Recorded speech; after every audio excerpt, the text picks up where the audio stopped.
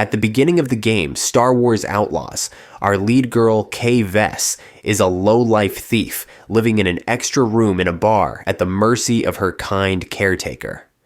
She was not doing very well in her professional and personal circles, to the extent that she had to do a whole beg, borrow, steal to get her data spike fixed.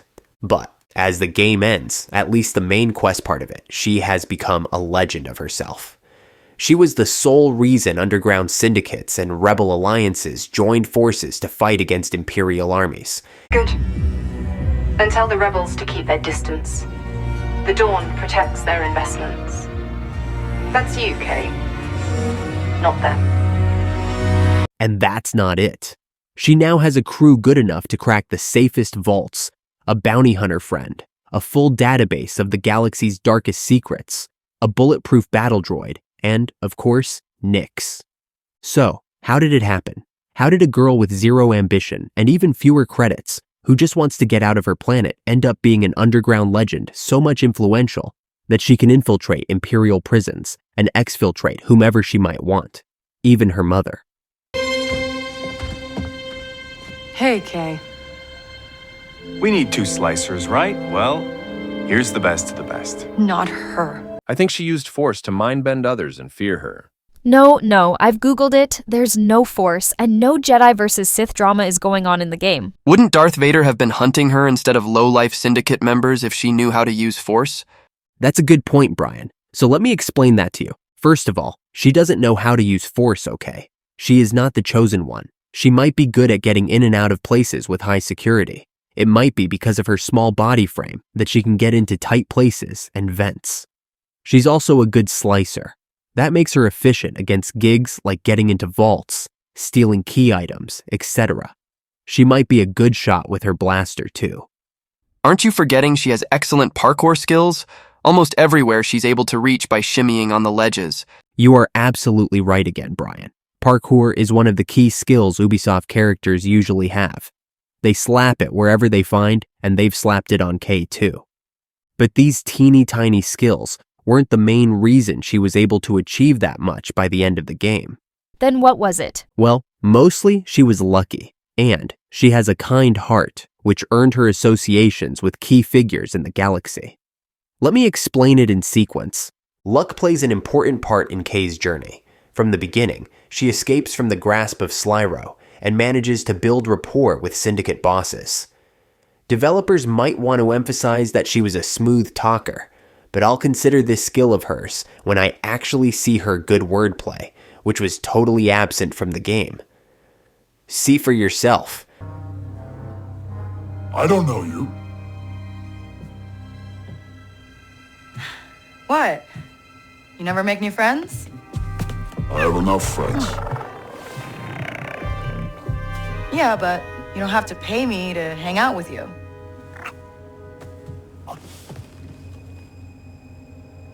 And that's not it. Several times in this game, she should have been shot point blank, but she was just lucky to survive that. For example, Waka is about to kill her for the Trailblazer, but is shot by Vale, who wants Kay for herself. Vale too wants to shoot her, but is stopped by ND5. She wasn't doing that legendary work with underground gigs. Jaylen practically swoops in, throwing a job involving 157 million credits in her lap. She stumbled upon a Syndicate conspiracy while recruiting one of the members for her heist crew. That got her under the good books of Lady Kira, the leader of the Crimson Dawn Syndicate herself. Only times when she has done something great by herself are the times when she was rescuing someone she cared about. That brings me to the second key reason for her success throughout the game.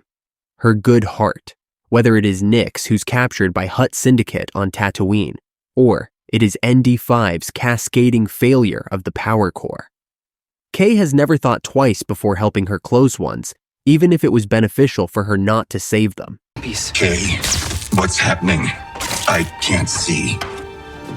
I hate to have to say this, but isn't he programmed to blast you if we go against Jaylen's plans? This is your chance. No.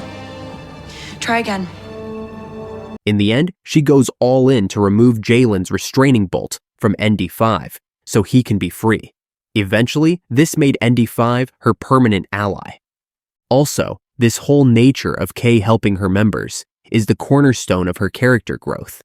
She is especially portrayed as a lone slicer who herself believes that she is better off alone.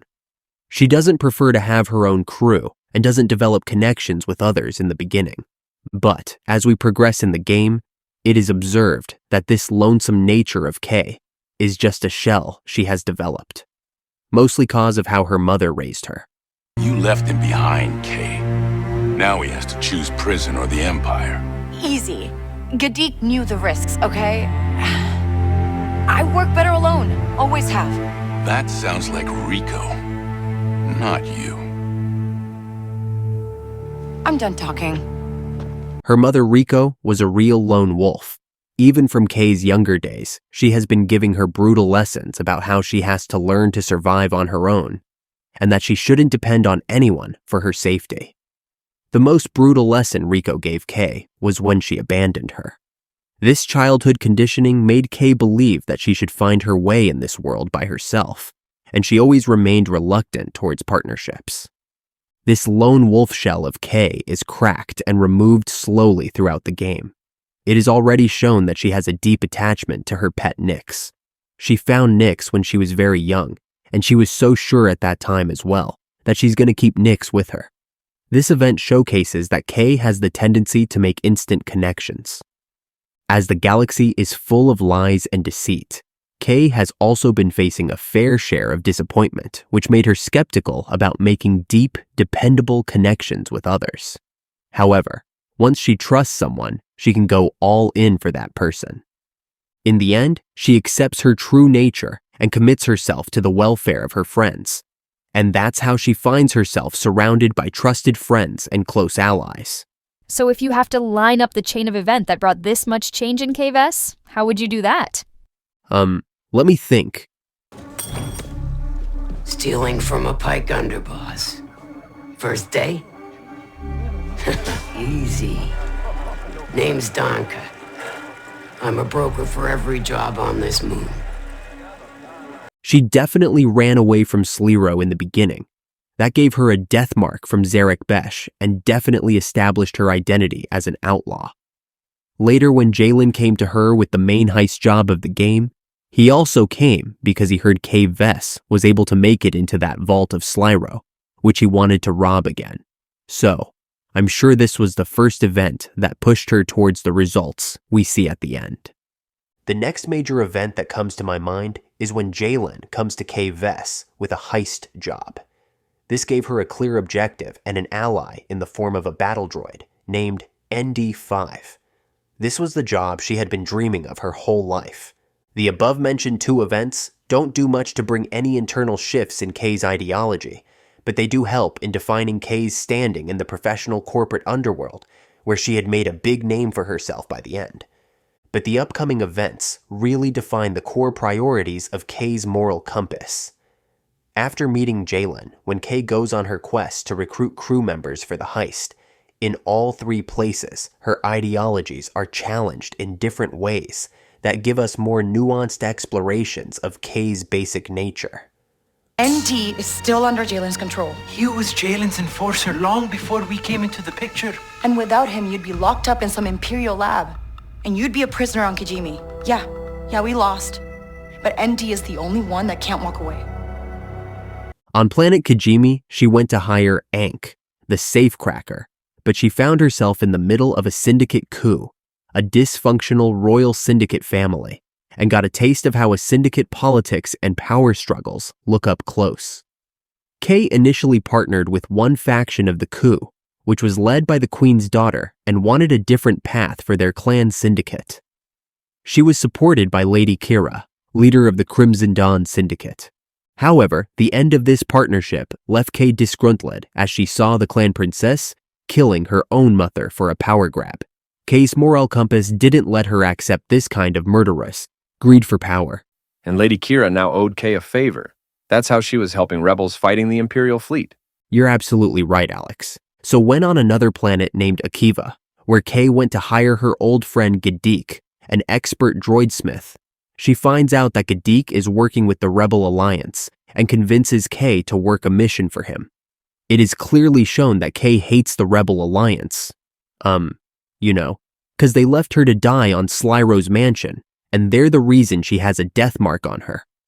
However, she still agrees to help rebels, as she was doing it for her friend. We get to see that Kay can set her personal vendettas aside and do the right thing for the ones she care about. This critical nature of Kay, that she is a good person who tries to help others whom she cares about, is showcased again and again to hit the point home. Kay very well knows that ND5 is instructed to shoot her if she tries to go against Jaylen. Even then, she goes to great lengths. For her, it means helping rebels in another one of their missions to repair ND5. She doesn't even hesitate to plunge into danger for her friends.